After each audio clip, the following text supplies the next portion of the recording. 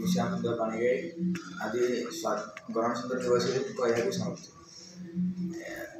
आज 26 जनवरी 2025 यही दिन भारत गणतंत्र होना 299 लोक मिसिकी भारतर कॉन्स्टिट्यूशन को बने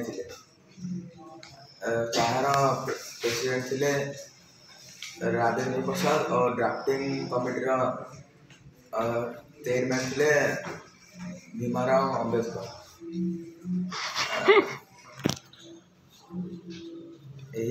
आम 1930 नवेम्बर 1930 जनवरी 26 मसीह लाहौर प्रेफ्टे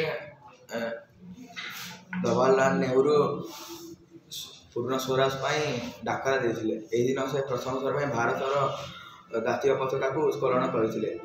दिन को मन पकड़ा स्वाधीनता छात्र दिवस को 26 जनवरी 1950 तारीख में निया।